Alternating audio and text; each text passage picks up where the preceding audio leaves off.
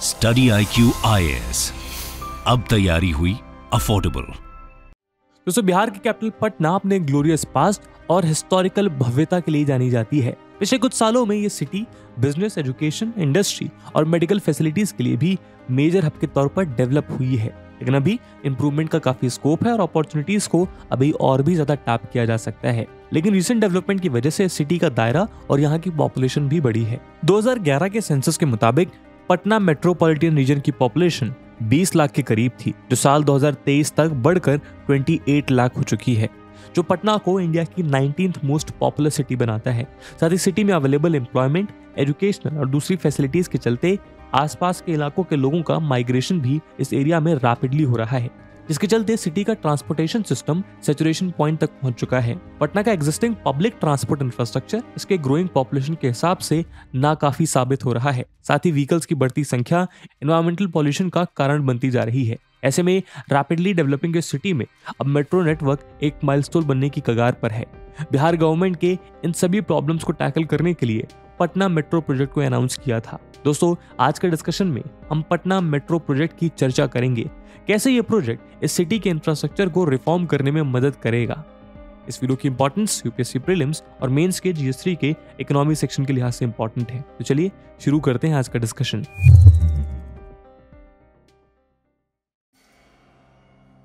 दोस्तों, Patna metro rail project ने रफ्तार पकड़ ली है और उसका कंस्ट्रक्शन वर्क तेजी से चल रहा है।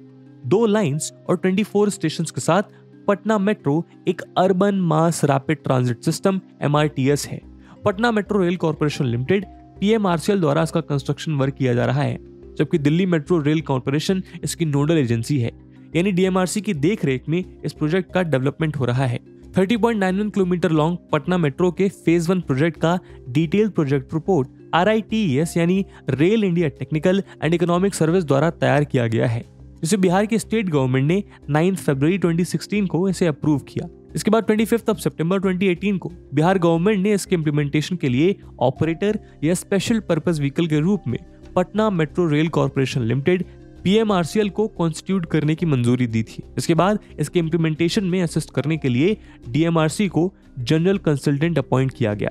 वहीं 6 फरवरी 2019 को इस प्रोजेक्ट के लिए सेंट्रल गवर्नमेंट से अप्रूवल मिला और 17 फरवरी 2019 को PM मोदी ने इसका फाउंडेशन स्टोन रखा। पटना मेट्रो के फेज 1 के लिए ग्राउंड वर्क नवंबर 2020 में शुरू हुआ और इसके कंस्ट्रक्शन वर्क के लिए फाइलिंग दिसंबर 2020 में स्टार्ट हुई थी। पटना मेट्रो का फर्स्ट फेज 31.5 किलोमीटर की टोटल डिस्टेंस तक स्पैन है। इसमें 2 लाइंस हैं, जिनकी रीच सिटी के ईस्ट से वेस्ट और नॉर्थ से साउथ दिशा तक है। लाइन 1 यानी ईस्ट वेस्ट लाइन दानापुर को वाया बेली रोड खेमनी चक को कनेक्ट करती है। दानापुर और खेमनी चाक के बीच 17.78 किलोमीटर की लेंथ वाले कॉरिडोर 1 में से 7 किलोमीटर एलिवेटेड सेक्शन और 10.17 किलोमीटर अंडरग्राउंड सेक्शन प्रपोज्ड है। इस कॉरिडोर में 14 मेट्रो स्टेशन होंगे, जिसमें 6 अंडरग्राउंड और 8 एलिवेटेड होंगे। ये स्टेशन दानापुर, सगुना मोड़, RPS मोड़, पाटलिपुत्र, रुकनपुरा, राजा बाजार, पटना जू, विकास भवन, विद्युत भवन, पटना जंक्शन, मीठापुर, रामकृष्ण नगर और जगनपुर और खेमनी चक है। इसमें पटना जंक्शन और खेमनी चक इंटरचेंज होंगे। ये corridor Saguna Danapur main road, Bailey road, Fraser road, Patna junction, Mithapur bus stand और पटना सीतामढ़ी रोड जैसी मेजर रोड्स को लिंक करेगा। वहीं लाइन 2 यानी north south line Patna junction railway station को new interbus bus terminal ISBT के बीच होगा। कॉरिडोर 2 की लेंथ 14.5 किलोमीटर है, जिसमें 6.6 किलोमीटर एलिवेटेड प्रायोरिटी सेगमेंट और 7.9 किलोमीटर अंडरग्राउंड स्ट्रेच शामिल है। इस कॉरिडोर में 12 मेट्रो स्टेशन होंगे, जिनमें 7 अंडरग्राउंड और 5 एलिवेटेड होंगे। ये स्टेशन पटना जंक्शन, आकाशवाणी, गांधी मैदान, PMCH, Patna university, Moinul Haq stadium, Rajendra Nagar, मलाही पकड़ी, खेमनी चक, भूतनाथ, 0 माइल और न्यू ISBT है। इसमें पटना जंक्शन और खेमनी चक स्टेशंस 2 कॉरिडोर्स को कनेक्ट करने वाले इंटरचेंज हब्स के तौर पर काम करेंगे। इसमें से एलिवेटेड प्रायोरिटी सेक्शन में 5 स्टेशन होंगे। ये स्टेशन मलाही पकड़ी, खेमनी चक, भूतनाथ, 0 माइल और बस टर्मिनल हैं। वहीं 7.9 kilometre long underground section Fraser road से राजेंद्र नगर स्टेशन के बीच रन करेगा और इसमें 7 अंडरग्राउंड स्टेशन होंगे। प्लान के मुताबिक एलिवेटेड प्रायोरिटी कॉरिडोर 2025 तक ऑपरेशनल होने वाला है, जबकि कॉरिडोर 2 के अंडरग्राउंड सेक्शन का काम 2026 तक पूरा होने की उम्मीद है।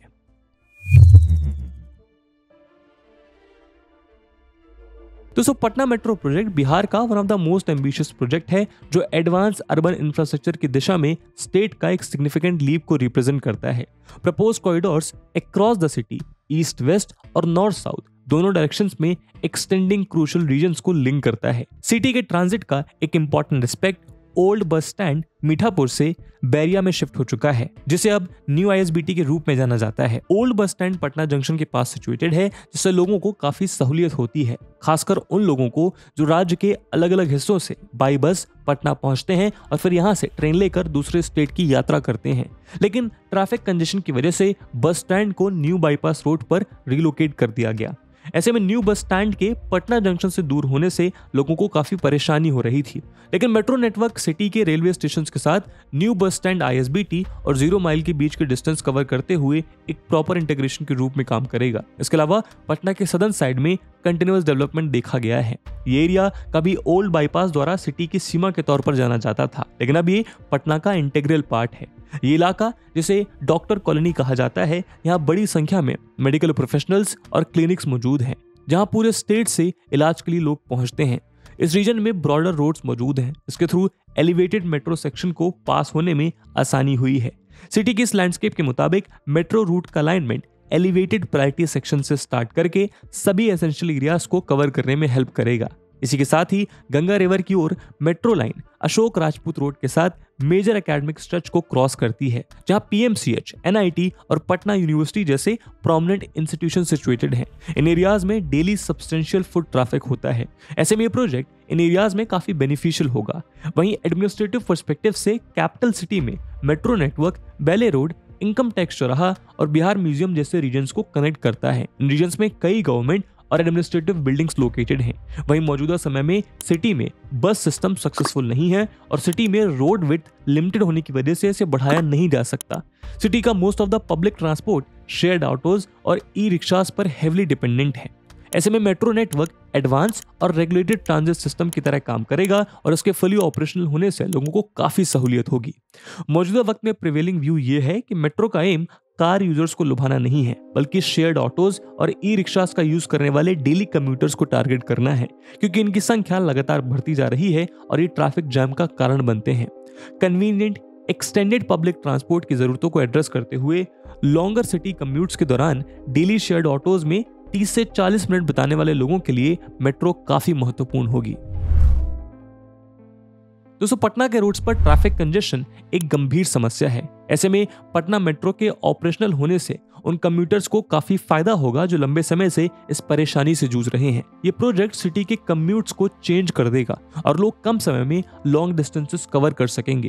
नेशन वाइड दूसरी सिटीज की तरह मेट्रो नेटवर्क पटना को अपने स्टैंडर्ड ऑफ लिविंग को एनहांस करने में हेल्प करेगा। इसके अलावा इस सिटी के रियल ई-स्टेट ग्रोथ पर भी पॉजिटिवली इंपैक्ट डालेगा, जिससे देश और दुनिया के ज्यादा से ज्यादा इन्वेस्टर्स यहाँ इन्वेस्ट करने में इंटरेस्ट लेंगे।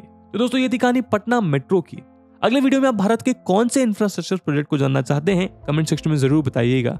आई होप आपको वीडियो पसंद आई होगी, और अगर पसंद आई है तो अपने दोस्तों के साथ शेयर करना मत भूलिएगा। मिलते हैं अगले वीडियो में, तब तक के लिए जय हिंद, जय भारत।